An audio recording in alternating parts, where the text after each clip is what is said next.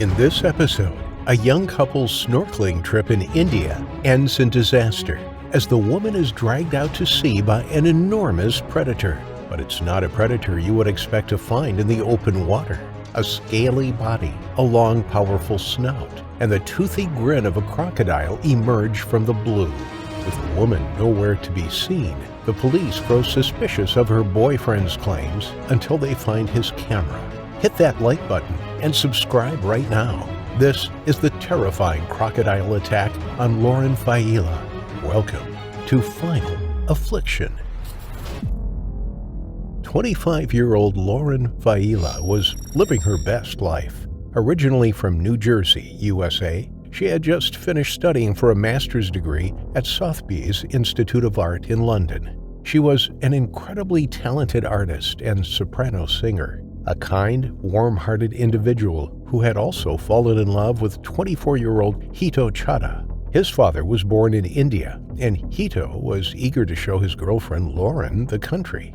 On the spur of the moment, they planned a trip to the subcontinent. There were some beautiful places to visit, some exquisite architecture, and incredible beaches. One of those beaches was at Havelock Island, in India's remote Andaman island chain. Lauren saw the trip as a final adventure before settling down. She had received a distinction in her art masters and intended to shift her focus to social care. She was always described as a caring person, someone who would drop everything to lend a helping hand. She had volunteered with bereaved children by offering art classes as a form of therapy. This was, perhaps, something she intended on doing upon returning to the U.S. after her trip to India. She was an active member of the church and was eager to attend a church concert featuring her favorite group, Morristown's Blair Reinhardt Band, just a few days after returning home. But she would never make the concert.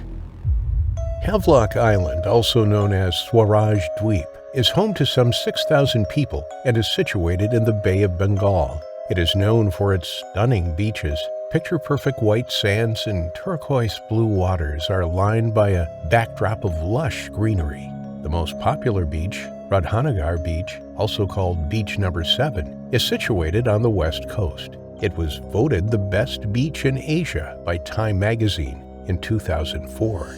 On April 28, 2010, towards the end of their trip across India, Jito and Lauren headed to Beach Number 7 on Havelock Island. It was just past 3 in the afternoon.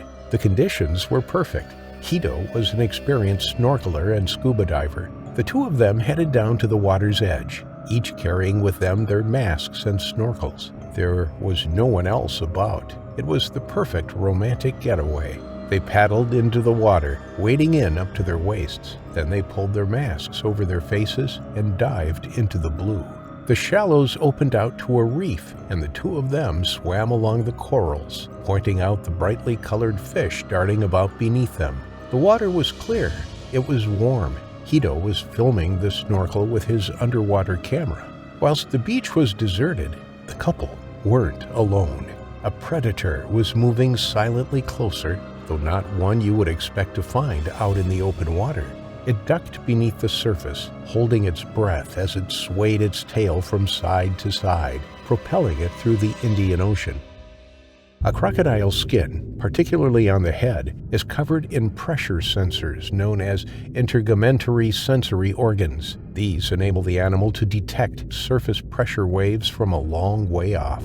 This particular crocodile could sense the presence of Lauren and Jito along the reef. It was on the hunt for a meal. It made a beeline directly for the young couple, drawn to their movements, the vibrations from their splashes and their voices above the water's surface. Lauren and Jito headed towards a cove along the shore. As they swam along, Lauren suddenly felt something sharp grab hold of her leg. It yanked her backwards, and she immediately thought that it was a shark. She cried out in alarm, and she was violently dragged through the water. She instinctively reached down to try and pull her leg free.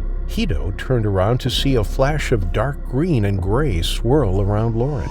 Bubbles exploded around her as she wrestled with an enormous creature. Jito could see a long, scaly body and a powerful tail thrashing above his head. His eyes were wide as he realized that a 12-foot crocodile had hold of his girlfriend by her leg. He immediately leapt into action. He didn't think about his own safety. He charged towards Lauren and the crocodile and tried to grab it. He instinctively let go of his camera. The video kept rolling as it tumbled to the water column and rested on the seabed, capturing a few seconds of the horrific ordeal. The crocodile had Lauren firmly in its powerful jaws. Jito tried to hit it repeatedly. He tried to wrestle with it, finding its eyes and poking it, but it was too powerful. It was like hitting an armored truck. No amount of force seemed to make the slightest bit of difference. Lauren was fighting for breath. She was desperately trying to make a break for the surface, but the enormous reptile held her under the water, pulling her downwards. It had taken her completely by surprise. She hadn't taken in a deep lungful of air to prepare for the battle. Instead, she felt her lungs burning as she was dragged away from the surface. She was losing the fight. Then the crocodile pulled her away from the reef and out to sea. Jito watched, horrified, as his girlfriend was carried away by the cold-blooded predator. He tried to swim after them, but they had disappeared from sight. Instead, he swam frantically back to the beach to search for help. In the shallows, he screamed for help and half-tripped, half-sprinted out of the water, across the beach into the nearby resort. Emergency services were deployed to the beach, and a search for Lauren ensued, but there was no sign of her. There was no sign of a struggle or of any remains or torn clothing that could verify Jito's version of events. With Lauren missing, the police grew suspicious of Jito and his story. Here was a young man in a secluded spot who was claiming that a crocodile had taken his girlfriend. It was a beach that had never seen crocodiles before. Jito was hauled off to the police station where the officers began to interrogate him. Jito was oblivious to their suspicions. All he could think about was Lauren and her family. It wasn't until the next day that a diver found Jito's camera on the seafloor by the reef. The camera was still working, and it was immediately inspected by police officers. They rewound the footage, and to their absolute horror, they could see that Jito had been telling the truth. As the camera had sunk to the bottom of the sea, it had captured glimpses of an enormous crocodile attacking Lauren.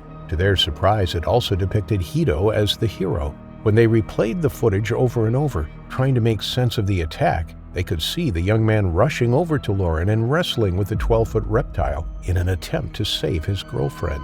That footage was a lifesaver for Jito, but his heart was about to be torn to pieces as 2 days after the incident, authorities found Lauren's remains a short distance from the cove. She had been killed by the crocodile, and her body washed ashore. Both locals and tourists were shocked when the news of Lauren's tragedy spread. The beach was incredibly popular. It was one of the most beautiful beaches on the island and frequented by swimmers and snorkelers. Nobody had ever seen a crocodile there before. Nobody knew that they posed a risk until that moment. It was truly heartbreaking that it had happened to a young woman who was on holiday, having the best time of her life.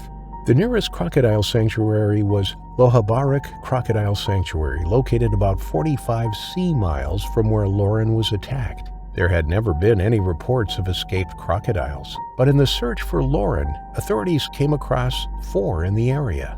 The local government were playing with people's lives. There was no signage to indicate that there could potentially be crocodiles in the water near beach number 7. This was something that Lauren's family was furious about.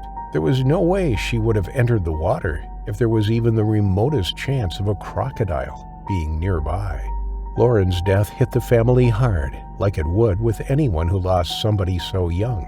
But for them, it was almost too much to bear. Only 4 years before, in 2006, Lauren's parents, Frank and Kay, lost their eldest daughter, Emily, in a tragic rock climbing accident.